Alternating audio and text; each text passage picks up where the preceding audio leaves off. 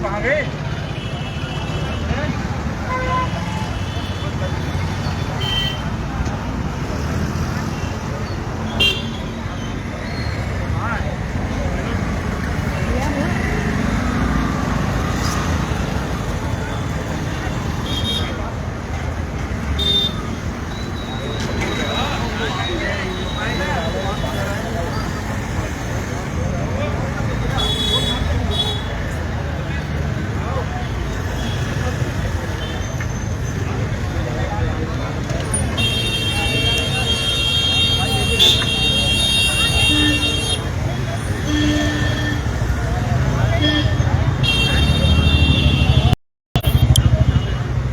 मैं सरताज आलम, खबर 7 से।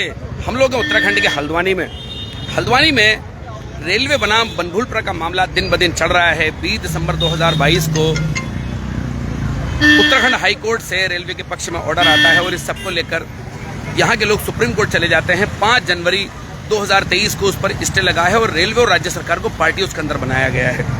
राज्य सरकार पूरी मुस्तैदी से फिलहाल लगी है। आज चौथा दिन है। रेलवे, राजस्व और वन विभाग का संयुक्त सर्वे चल रहा है। रोजाना कोशिश करते हैं। 2 दिन से एक ही पॉइंट पर ठोकर के पास जो इलाका है नई बस्ती में, वहां पर लोग लगे हुए थे। लेकिन अब एक नई तकनीक से, जो कि DGPS नाम से एक नई तकनीक है, उससे आज जानने की कोशिश हो रही है कि आखिर जो राजस्व की लैंड है उसके सही मार्ग मिल सके, सही जगह बताई जा सके। क्योंकि सुप्रीम कोर्ट में मामला चल रहा है और इस समय हम तो लोग ताज चौराहे पर हैं। तो ताज चौराहे पर भी एक नाला है जो भी एक राजस्व का यहाँ से पॉइंट होता है और खेत नंबर 729 यहाँ से शुरू होता है।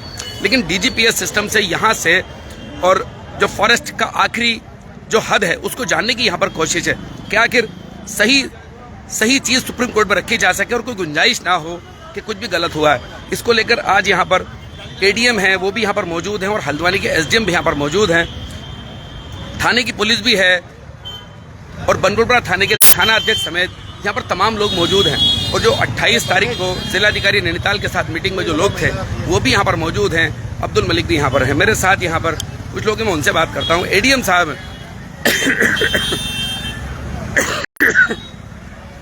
ADM साहब, खबर 7 के लाइव पर आपका बहुत इस्तकबाल है। मैं आज जानना चाहूँगा, जिस DGPS सिस्टम की आप बात कर रहे हैं और इस समय ताज चौराहे पर खड़े हैं, उसको किस तरह से आज किया जा रहा है? आज सुबह से आप लोग लगे हैं, लेकिन पिछले 3 दिन से भी आप लोग लगे हैं। क्या एक्यूरेसी के लिए अलग अलग पॉइंट से देखा जा रहा है? जी हाँ, एक्यूरेसी के लिए DGPS से हम इसका सर्वे करा रहे हैं। ये सर्वे अभी और कितने दिन चलने की उम्मीद है? क्योंकि 3 दिन लगातार, इसको आज चौथा दिन है, लगातार चल रहा है। देखिए, हम भी चाह रहे हैं कि ये जितनी जल्दी समाप्त हो उतना अच्छा है, लेकिन एक्यूरेसी के साथ समाप्त हो। पता चला कि हमने ख़त्म कर दिया और एक्यूरेसी नहीं आई, तो एक्यूरेसी को इंश्योर करने के लिए ही ये अब DGPS तकनीक से भी हम इसकी सर्वे करा रहे हैं। इसकी तो मशीन भी काफ़ी महंगी है, लेकिन इससे पहले जो इक्विपमेंट लगाए जा रहे थे उससे भी ज़्यादा एक्यूरेसी बता रहे हैं इस मशीन की है। DGPS जो है अभी तक की सबसे अच्छी मशीन है सर्वे के लिए, तो इसमें एक्यूरेसी के कोई चांस नहीं है। क्योंकि अभी तक जो भी नाप कर रहे थे वो फीते थ्रू डाल के कर रहे थे, तो ये जो है डिजिटली सैटेलाइट के थ्रू आपको डिस्टेंस बताएगा, तो ये 100% एक्यूरेसी रहेगी। तो आज सुबह रेलवे स्टेशन के पास से भी शायद फॉरेस्ट का पॉइंट ढूंढने की कोशिश है, ताज चौराहे से भी आज ये कोशिश हो रही है। जी। तो ये इससे आगे भी और आगे बढ़ेंगे या कई और पॉइंट ढूंढने की? जो फॉरेस्ट के पॉइंट हैं 7 पॉइंट तक आप पहुंच गए थे। वो हमारे फिक्स पॉइंट हैं, उसके अनुसार हम फॉरेस्ट के पिलर को एस्टेब्लिश कर रहे हैं, है ना। तो जब सारे फॉरेस्ट के पिलर एस्टेब्लिश हो जाएंगे तो उससे फिर हम ये डिसाइड कर पाएंगे कि फॉरेस्ट की बाउंड्री कहाँ पर है और अन्य ज़मीनें कहाँ पर है। तो अभी जैसे सुप्रीम कोर्ट में 7 तारीख लगी है सर, तो उम्मीद है कि 7 से पहले काम पूरा हो जाएगा या आगे जाएगा काम? ये उम्मीद तो करते हैं पहले काम पूरा हो जाएगा। मनीष सिंह साहब, आप लोग लगे हैं पूरी मेहनत में और सैकड़ों की तादाद में लोग भी जमा हो जाते हैं। जो 28 तारीख को मीटिंग हुई थी उसमें भी काफ़ी चीज़ें तय हुई थी कि साथ लेकर सारे लोगों को चला जाएगा और देखा जाएगा। किस तरह की कोशिश है? देखिए, जैसा कि माननीय उच्चतम न्यायालय ने भी कहा है कि कौन सी स्टेट की लैंड है और कौन सी रेलवे की लैंड है, ये आइडेंटिफाइड होना चाहिए, पता ना होना चाहिए। तो उसी के लिए सर्वे है और अलग अलग पॉइंट से सर्वे कर रहे हैं ताकि किसी प्रकार की त्रुटि की संभावना न रहे और एक्यूरेट सर्वे निकले। उसी के लिए अलग अलग टेक्निक्स का भी प्रयोग हो रहा है, अलग अलग फिक्स पॉइंट को भी लिया जा रहा है ताकि किसी प्रकार की त्रुटि न रहे। किसी प्रकार की? तो ये DGPS सिस्टम आज से ही इसको शुरू किया गया है? इसके पहले हम लोग जो है जो हमारा ट्रेडिशनल सर्वे सिस्टम होता है फॉरेस्ट के सर्वे से हम लोग कर रहे थे, उसमें कुछ एक आध पॉइंट्स पे हमारा जो है बहुत एक्यूरेसी नहीं आ पा रही थी। तो आज DGPS सिस्टम को इन्वॉल्व किया गया है और उससे जो है हम GPS कोऑर्डिनेट्स ले रहे हैं और उससे अलग अलग पॉइंट्स पे हम अपने मैप के हिसाब से और मौके के अनुसार से चेक कर रहे हैं। चलिए, बहुत बहुत शुक्रिया मेरे साथ बात करने के लिए। तो SDM मनीष सिंह हैं और ADM साहब हैं, ये लोग लगातार रोज़ाना सुबह निकल जाते हैं और काफ़ी फोर्स भी साथ साथ रहती है ताकि किसी भी तरह से इस काम में विघ्न ना पड़े। थानाध्यक्ष हैं नीरज भाकुनी, वो भी अपनी तमाम थाने के लोगों से, यहाँ तक कि कई थानों की पुलिस यहाँ पर रहती है ताकि किसी भी तरह की स्थिति से निपटा भी जा सके। कुछ जो ये वर्क चल रहा है उसमें कोई प्रॉब्लम ना आए। इस समय हम ताज चौराहे पर हैं और आप ये देखेंगे होटल रोशन ताज, अगर मेरा कैमरे ने साथ दिया तो मैं आपको दिखा पाऊंगा। ये जो होटल रोशन ताज आपको दिखाई दे रहा है, यहाँ पर एक सिस्टम लगाने की कोशिश है, अब्दुल बारी साहब का है ये। और यहाँ पर आपको देखेंगे कुछ लोग आपको कुछ काम करते हुए यहाँ पर दिखाई दे रहे हैं। मेरा अगर जूम साथ दे पा रहा है तो ये जो कुछ लोग आपको काम करते दिख रहे हैं ना, मैं आपको उंगली से दिखाता हूँ। ये जो आपको कुछ लोग काम करते दिख रहे हैं, ये वही सिस्टम DGPS जिसकी बात आ रही है। ये मशीन तकरीबन 10 लाख रुपए की है और जो हम जो मोबाइल से दूरी मापने की कोशिश करते हैं उससे भी कहीं ज़्यादा एक्यूरेसी उसके अंदर है। 1 फीट की भी एक्यूरेसी नहीं होगी, जैसा कि अधिकारी हमें बता पा रहे हैं। इसी के साथ मेरे साथ यहाँ पर, और मैं आपको सबसे पहले वो नाला आपको दिखा दूँ जिसकी हद यहाँ के लोग पहले से कहते चले आए कि वो नाला जहाँ से 729 नंबर खेत जहाँ से शुरू होता है, ये नाला इसके नीचे बहता है। नगर निगम का नाला है, आप देखेंगे ये इसी के नीचे यहाँ से बहता है। मैं इस जगह यहाँ पर खड़ा हूँ, माहेश्वरी कम्युनिकेशन के ठीक बराबर में जो ये दुकान है, इसके नीचे से ये नाला बहता है और MK वॉच हाउस इसके नीचे से शायद जाता होगा। यहाँ से 729 नंबर खेत शुरू होता है और इस जगह से ये मशीन आप देखेंगे, मशीन यहाँ से सेट करने की यहाँ पर कोशिश है। और मैं फिर आपको दिखा दूँ, ये जो कुछ लोग आपको चढ़े हुए बिल्डिंग पर दिखाई दे रहे हैं, ये DGPS नाम की जो मशीन है उसको सेट कर रहे हैं जिससे कि एक्यूरेट दूरी यहाँ से निकाली जा सके जो भी नक्शों में इनके पास पहले से मौजूद है।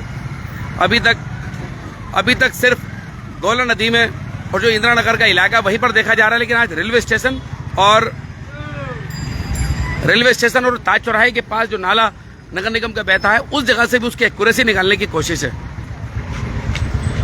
मैं इस समय सीधे ताज चौराहे से आपको ये सीधी तस्वीरें आपको दिखा रहा हूं और मेरे साथ अब मैं कोशिश करूंगा कि अब्दुल मलिक साहब से मेरी बातचीत हो।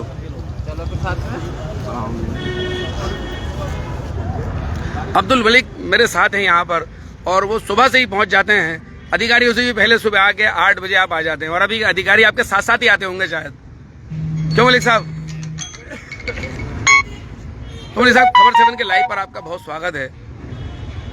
जैसे कि 3 दिन से वर्क चल रहा था, आज बता रहे हैं कि DGPS नाम की एक मशीन से आज काम कर रहे हैं जिससे कि एक्यूरेसी पता लग सके जो डॉक्यूमेंट में मौजूद है। आज चौथा दिन है, क्या कहना है? मेरा कहना ये है, जो हमने 500 जो पॉइंट लिए थे, जो गोला नदी के अंदर जो पॉइंट ले लिए थे और जो पॉइंट लिए थे उसको, वो पॉइंट हमारे ठीक है जी, लेकिन ये DPS से जो ले गए इससे बिल्कुल एक्यूरेसी आ जाएगी। फिर ये खंबे भी गाड़ देंगे ना, रेलवे के वो अपने खंबे भी गाड़ा देंगे ना, तो फिर वो इधर उधर भी नहीं लेंगे, बिल्कुल एक्यूरेसी आ जाएगी। कोई चैलेंज भी करना चाहेगा ना तो वो चैलेंज भी कर सकता है, क्योंकि अभी तक क्या हो रहा था, कल जो काम छोड़ के इधर को जो आए थे तो हमारे बताने के और इनके बताने के हिसाब से काफ़ी फर्क बैठ गया था। तो इन्होंने वो मशीन जो पुरानी ज़माने में जो चलती थी उसके लेवल मशीन के हिसाब से निकाल लेते हैं। अब इन्होंने लेटेस्ट मशीन मंगा दी है। लेटेस्ट मशीन निकालने के साथ में ये हो जाएगा, अब जो हमने जो 500 पॉइंट निकाल रहा है वो पॉइंट भी हमारा एग्जैक्ट है या नहीं है वो पता लग जाएगा। अब ये एग्जैक्ट के हिसाब से अल्लाह ने चाहा तो वो भी 5-10 मीटर पल्ली तरफ पड़ जाएगा। मतलब आपके हिसाब से जो ये एक मार्ग ढूंढने की कोशिश है, तो फॉरेस्ट की जो अभी तक पिलर लगे हैं इस मशीन से उससे भी और आगे जाएगा गोला में? आगे इसलिए जाएगा तो जो पहले इन्होंने जो जिस हिसाब से करा था 500 इन्होंने जो अपना 3 दिन पहले जो ये वाला निकाला था जी, तो वो लगभग इन्होंने सही निकाला था। लेकिन जो हमारे हिसाब से जो रेलवे के और हमारे हिसाब से, मैं तो रेलवे के हिसाब से चल लिया हूँ, मैं तो जो काम जी मेरे पास रेलवे के पेपर है और इनके पेपर के इनमें बहुत फर्क आ रहा है। तो रेलवे के हिसाब से मेरे देखने में मुझे दूरी और ज़्यादा लग रही है। तो मैंने इनसे कहा भाई ये तो हमारे हिसाब से, वो उसको मैंने एक्सेप्ट कर लिया था। मिला इस वाले में।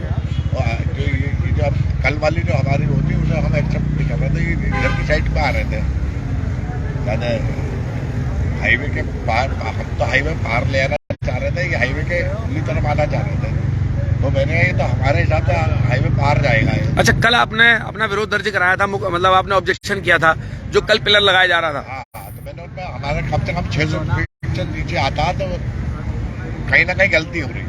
मतलब फॉरेस्ट और रेलवे के बीच 600 फीट की दूरी होनी चाहिए, आप ये कह रहे हैं? उस जगह पर जहाँ कल जो था जी 600 फीट की दूरी आ रही थी, इनके हिसाब से 400 फीट आने लगी थी। हाँ, 440 फीट आने लगी थी, तो 160 फीट का एरर आ रहा था। तो वो बहुत होता है 160 फीट, तो हम 2 किलोमीटर तक 160 फीट होते, फिर उस एरर की वजह से रेलवे लाइन घूम जाती है करके। तो वो जो हमारे पुराने रेलवे के हिसाब से तो बिल्कुल एक सीधी है रेलवे लाइन। अच्छा मलिक साहब, मैं एक बात आपसे पूछ रहा हूँ, 1885 में रेलवे लाइन हल्द्वानी आती है, उनको कितनी जगह अलॉट हुई थी, जरा इसको बता दें। 1885 में जो रेलवे को अलॉट हुई थी 30 एकड़ जमीन हुई थी। अच्छा, 30 पॉइंट कुछ एकड़ जमीन हुई थी, उसको 29 एकड़ जमीन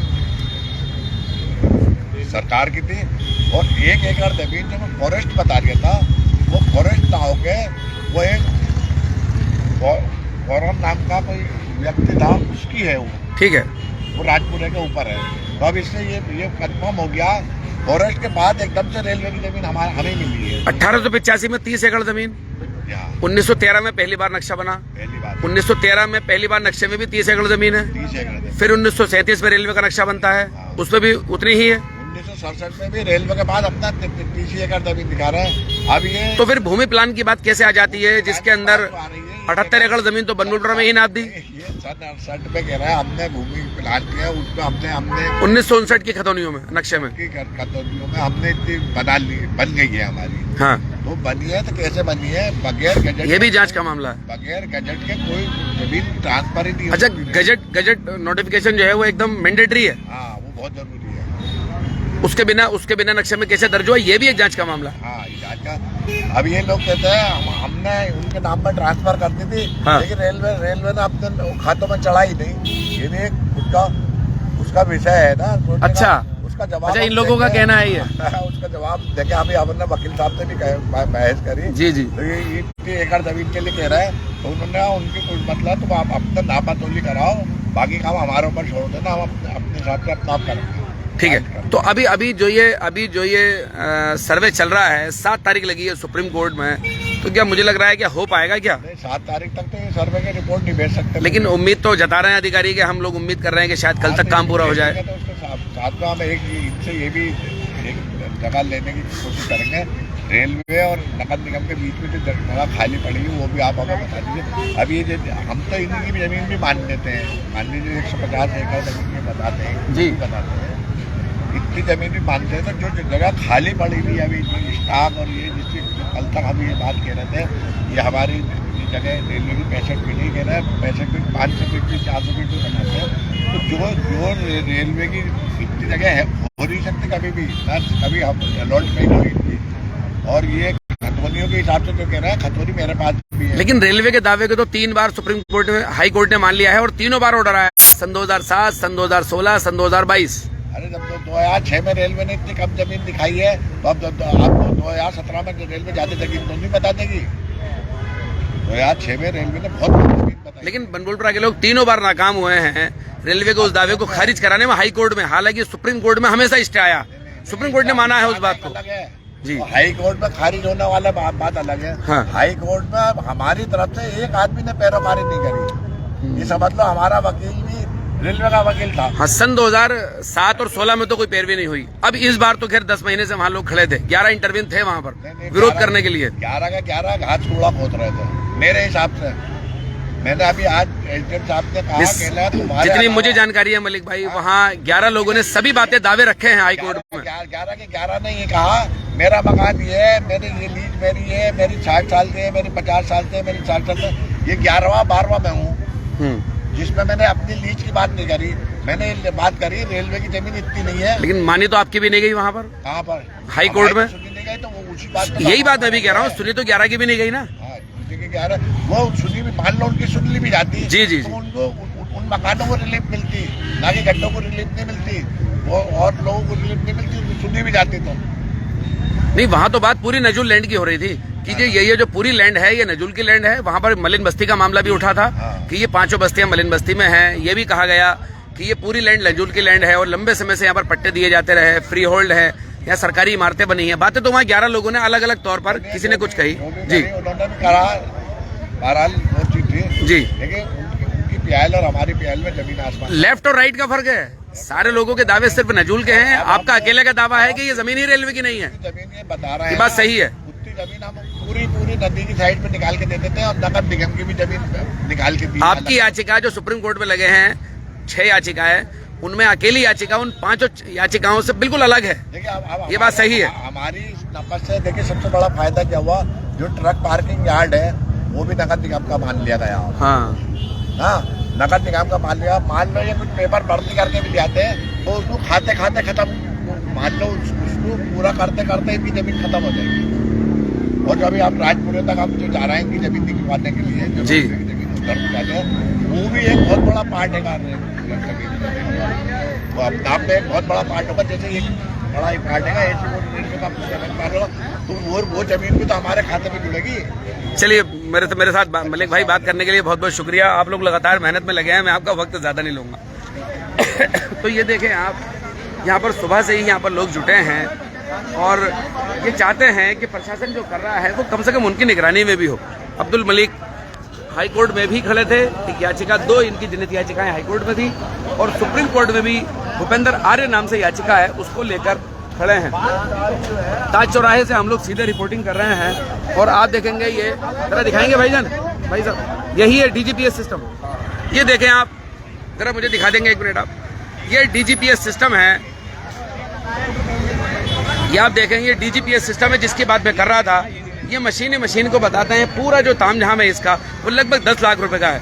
और ये जो जीपीएस सिस्टम है उससे भी कहीं ज्यादा एक्यूरेसी इसके अंदर रहती है, इसमें उससे कहीं ज्यादा एक्यूरेसी रहती है। 1 फीट का भी फर्क इसके अंदर नहीं होता है। आज ये डीजीपीएस सिस्टम से ये पहली बार ये हम लोग इस समय ताज चौराहे पर हैं और यहाँ से इसकी दूरी, तो यहाँ से रेलवे ट्रैक की दूरी, यहाँ से फॉरेस्ट की दूरी यहाँ से निकालने की कोशिश है। फॉरेस्ट का पिलर ये अभी होटल रोशन ताज पर लगाया गया था डीजीपीएस सिस्टम और उसके बाद अभी फिर ये यहाँ पर शायद एस्टेब्लिश करने की कोशिश है।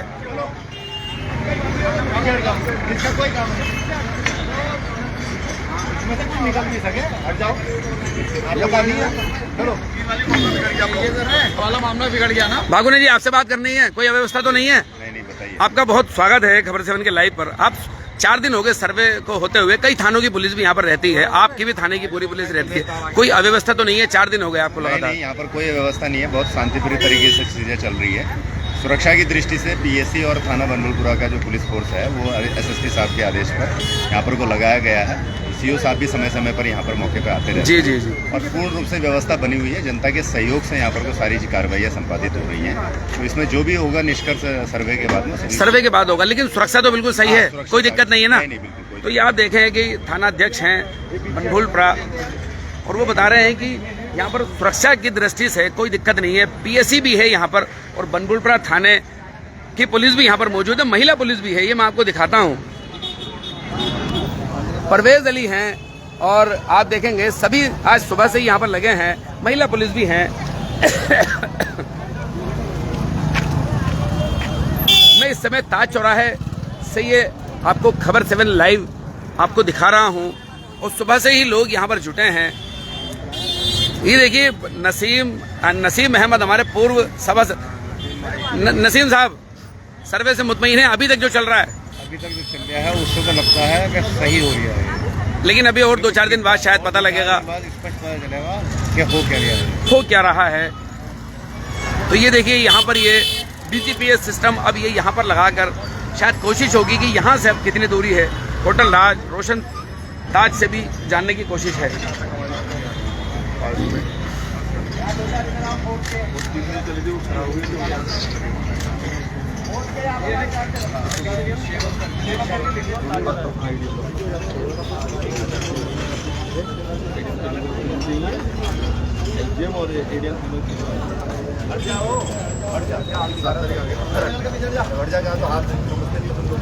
चलो लड़ो आप लोग, पीछे हो जाओ, इनके साथ रहो सर्वे में जो वो जो चल रहा है।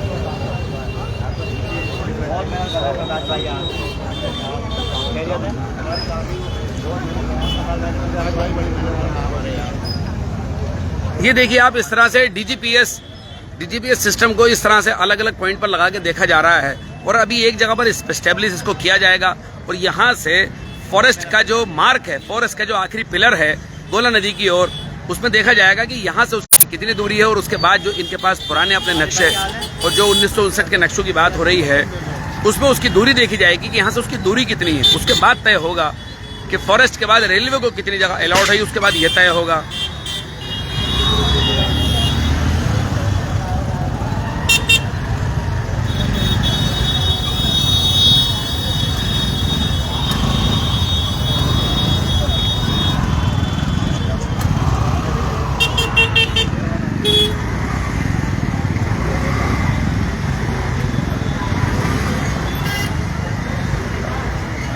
इससे हम लोग ये सीधी तस्वीरें आप ताज चौराहे से देख रहे हैं, काफ़ी भीड़ भाड़ भी है यहाँ पर, लेकिन शांति व्यवस्था बनी है और सब सुकून से यहाँ पर हो रहा है।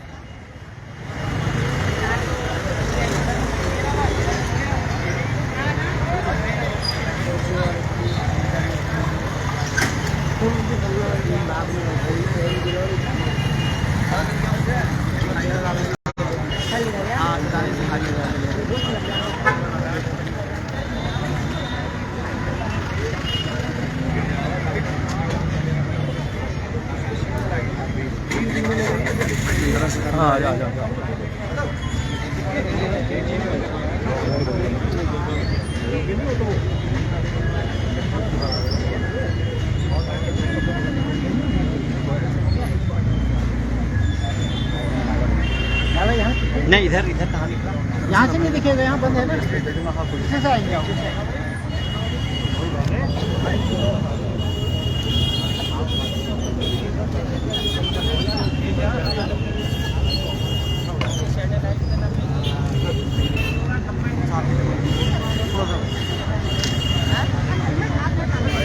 आगे पीछे हो जाए, इधर कर लो, आगे बढ़ाओ, ये आगे बढ़ो।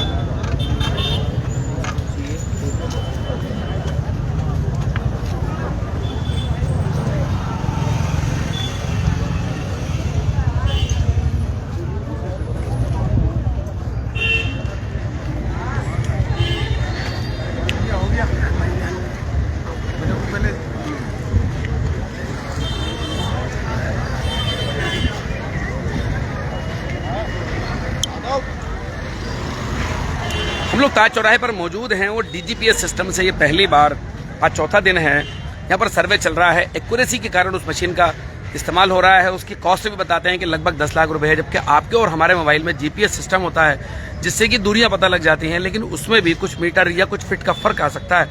लेकिन डीजीपीएस सिस्टम जो है वो उससे कोई फर्क नहीं आता है, एक्यूरेसी ज़्यादा उम्मीद होती है। हालांकि अगले 2-3 दिन में पता लगेगा कि जो नपत हुई है वो कितनी, कहां से किसकी दूरी है, ये अभी कुछ दिनों में पता लगेगा। 7 तारीख सुप्रीम कोर्ट में लगी है और आज सुबह से ही यहाँ पर ताज चौराहे पर लोग जमा हैं।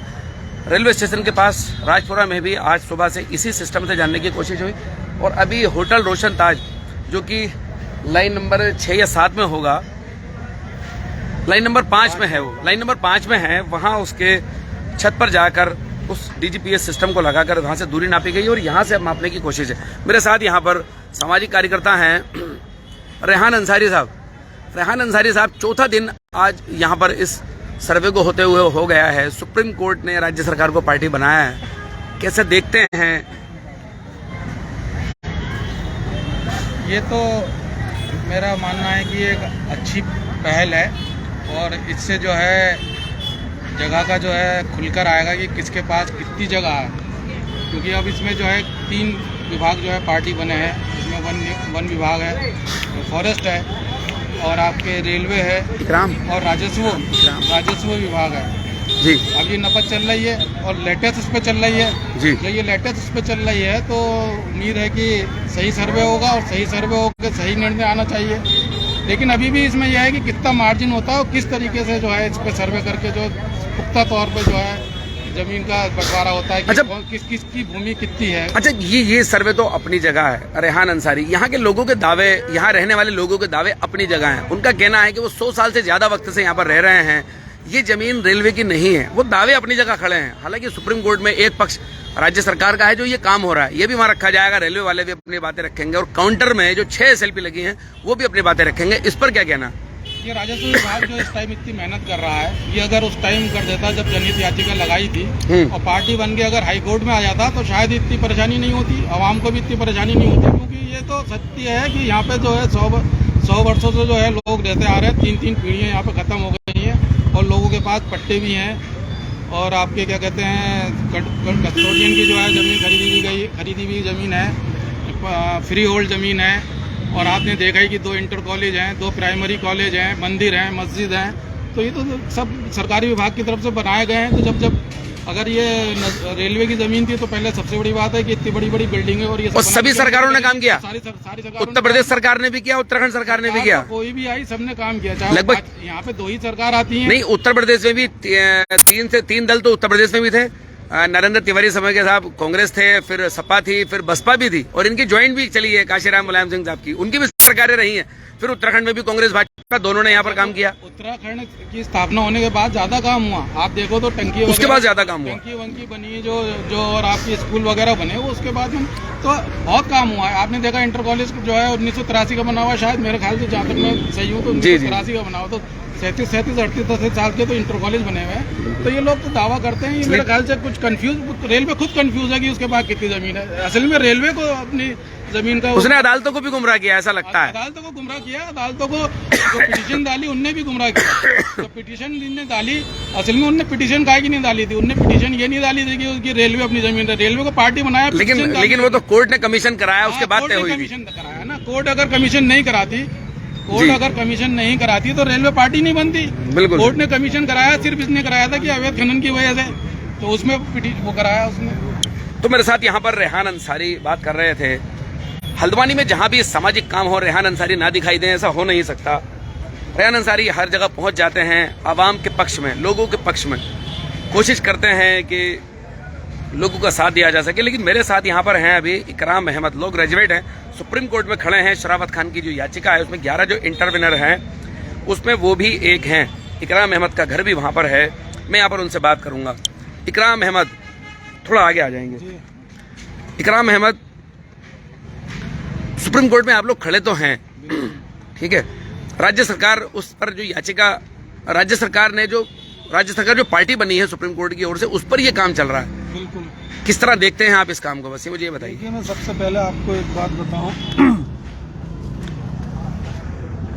सन 1963 की लीज है मेरे पास अपने मकान की। 1963 की लीज? 1963, ठीक है। यानी कि अब से लगभग 60 साल पुरानी। 60 साल पुरानी, ठीक है। और उस समय की रजिस्ट्री है मेरे पास। हाँ। आज रेलवे उस जमीन को अपनी बता रहा है। हाँ। रेलवे ने जो है सन 2016 में जो सीमांकन किया था, रेल के पास अपना कोई दस्तावेज नहीं था। रेल ने जहां चाहे वहां खंबे लगाए और एक सीमांकन करके कोर्ट को भी गुमराह किया और राज्य सरकार को भी गुमराह किया, और उसी के बिहाफ पे फैसला हुआ है। लेकिन हमारे पास मजबूत एविडेंस है, हमारे पास लीज है और नगर निगम की जो नुजुल डिपार्टमेंट है उसके पट्टे हैं। तो रेल का तो कोई मतलब बनता ही नहीं है। लेकिन आज ये जो सर्वे हो रहा है, संयुक्त सर्वे, ये एक बहुत अच्छी पहल है। इससे जो है राजस्व, नुजुल, वन विभाग और रेल ये सब जो है अपनी अपनी ज़मीन का सीमांकन करेंगे और इससे स्थिति क्लियर होगी। और हमें पूरी उम्मीद है, क्योंकि हमारे पास दस्तावेज हैं। जैसे मेरे पास 1963 की लीज है, किसी के पास जो है कस्टोडियन की ज़मीन है, किसी के पास दाखिल खारिज वाले भी मकान हैं। तो ऐसा नहीं है, ये गुमराह किया गया और हमें पूरी उम्मीद है कि हमारे पक्ष में फैसला आएगा। ये जो सर्वे होगा उसके बाद ये सुप्रीम कोर्ट में रखा जाएगा। बिल्कुल। जैसे कि लोग यहाँ पर बात कर रहे हैं कि अगले कुछ दिन में पता लगेगा क्या होगा। जी। कुछ भी गड़बड़ होता है तो फिर ऑब्जेक्शन आप सुप्रीम कोर्ट में ही करेंगे। बिल्कुल, सुप्रीम कोर्ट में हम पूरी तैयारी के लेकिन साथ। आज डीजीपीएस सिस्टम के साथ यहाँ पर बिल्कुल एक्यूरेसी के साथ यहाँ पर किया जा रहा है, जैसे कि अधिकारी बता रहे थे। देखिए, हमारे पास पूरे दस्तावेज हैं। हाँ। हम उन पूरे दस्तावेजों को लेकर सुप्रीम कोर्ट में खड़े हैं। तो माननीय उच्चतम न्यायालय से हमें पूरी उम्मीद है कि उच्चतम न्यायालय जो है हमारी बात को। अच्छा, अपने मकान को ही चाहते हैं या पूरी बस्ती को चाहते हैं, बताइए। अरे मेरा मकान बेशक चला जाए, मुझे उसकी कोई क्या चिंता बात नहीं है।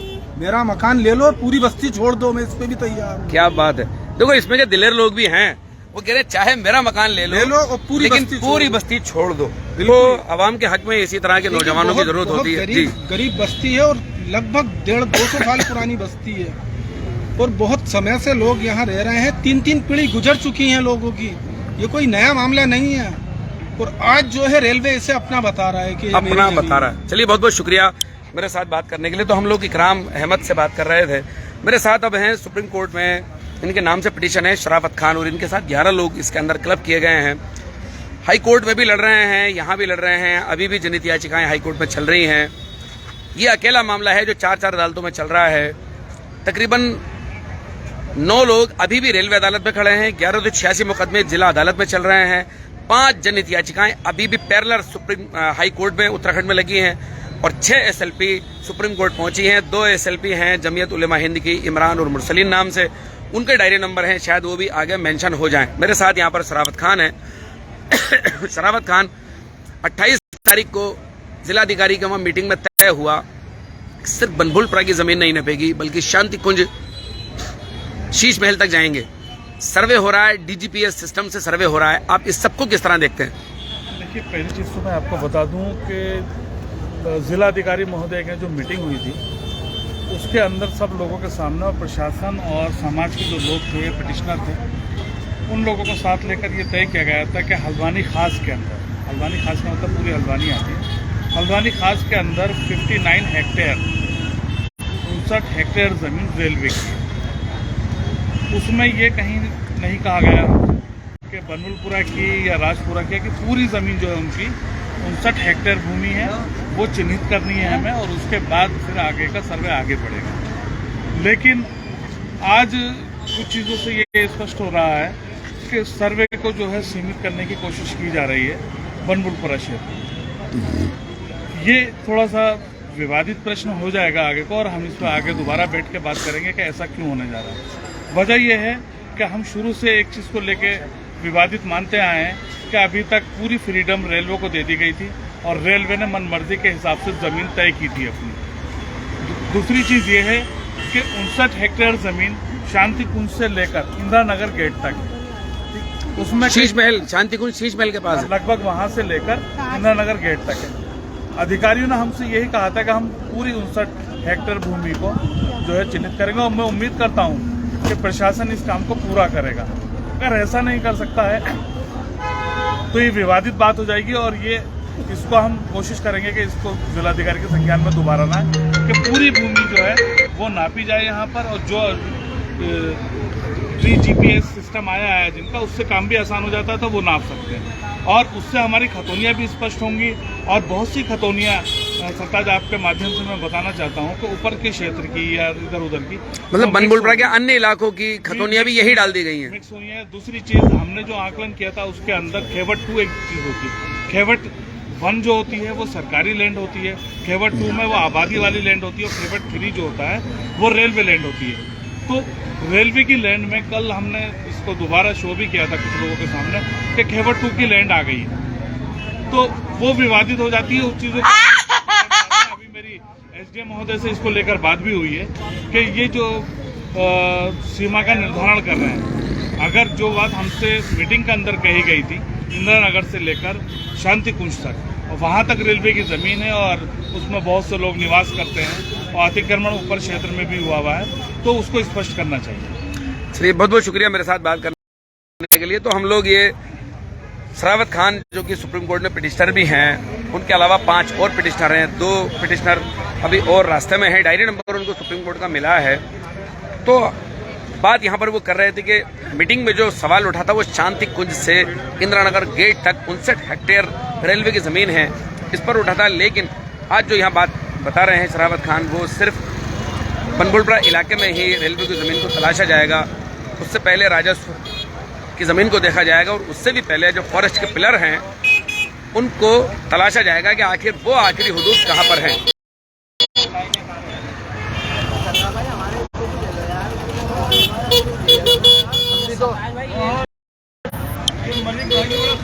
मेरी भी तो वो है लगी हुई, बहुत मेहनत है सरताज भाई अल्लाह इसकी मेरी भी लगी हुई ना जी, मैंने भी लगा हुआ है यहाँ पे, मैंने भी अप्लाई कर रखा है हाई कोर्ट सुप्रीम कोर्ट में। जी, किस नाम से है? शमीम अहमद के नाम से। शमीम अहमद का नाम से मैंने डलवा दी, बोले तुम भी अपने कागज लगा दो। अच्छा, हाँ, क्या बात है। उसमें तो ये लिखा हुआ है उत्तर में गैस भूमि, उसके बाद रेलवे फेंसिंग, उसके बाद जंगलात,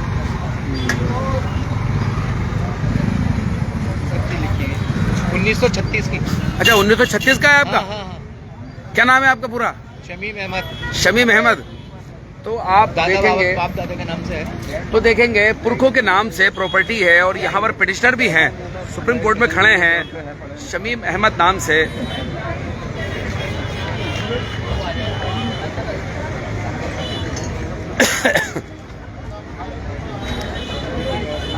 जी हसनैन खतीबी, क्या कहना है आपको? सर्वे चल रहा है, चौथा दिन है आज।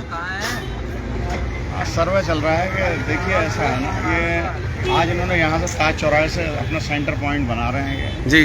हल्द्वानी खास के नक्शे में जो अमूमन जो फ्री होल्ड होती हैं प्रॉपर्टी, उसमें यही सेंटर पॉइंट दिया जाता है। अब यहाँ से नापना देखिए क्या रहता है। अमूमन जो है खेवड़ नंबर 3 तो रेलवे की होती है और 2 जो होती है वो उसकी होती है आबादी की। अब देखिए कुछ क्या रहता है कुछ। चलिए, बहुत बहुत शुक्रिया मेरे साथ बात करने के लिए। तो हम लोग मुख्तलिफ लोगों से बात कर जो चल रहा है वो आप तक पहुंचाने की कोशिश है, जो निचोड़ है वो आप तक पहुंचाने की कोशिश है, और इस सब बातों के बीच में सच कहीं ना छुप कर रह जाए ये सब बताने की कोशिश है। आज सुबह से ही एक्टिविस्ट लोग यहाँ पर जमा हो जाते हैं। सुमित्र देश जम्मू में बर्फबारी होने के कारण वहाँ अटक गए, वरना यहाँ होते तो उनसे हमारी ज़रूर बातचीत होती। सुप्रीम कोर्ट में 23 दिसंबर को उनकी याचिका पहुँच गई थी, उसके बाद 5 याचिकाएं पीछे पीछे पहुँची, सारे क्लब हुई और उसके बाद उनकी बातचीत हुई। इस पूरे मामले में समाजवादी पार्टी के नेता हैं शुएब अहमद, वो भी सुबह से आज यहाँ पर आ जाते हैं। उसके अलावा कई पार्षद हैं वो भी यहाँ पर रहते हैं, तस्लीम अंसारी हैं, एक्टिविस्ट हैं, वो भी यहाँ पर रहते हैं। अधिकारी तो सब यहाँ पर सुबह से पहुँच ही जाते हैं। और आज ये चौथा दिन है और यही जानने की कोशिश है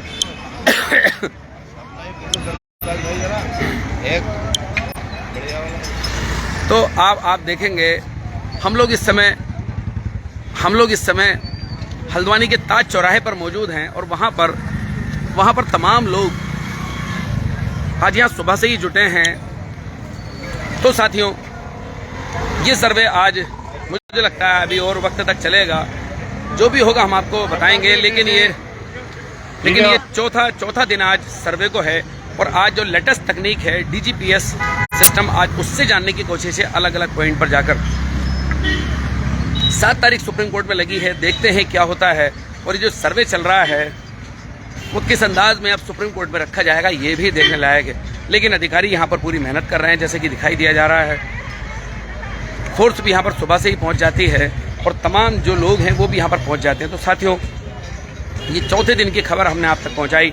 आपको हमारी ये लाइव कैसी लगी बताना ना भूलें। इलीगल कमेंट आप बिल्कुल ना करें हमारी लाइव पर, कोशिश करें कि सकारात्मक बातचीत करें, टेक्निकल बातचीत करें। तो साथियों, आपको हमारी ये लाइव कैसी लगी बताना ना भूलें और इसमें लाइक, शेयर और कमेंट जरूर करें। साथियों, मैं चलता हूँ, मैं आपका दोस्त, आपका भाई, मैं सरताज आलम, खबर 7 हल्द्वानी।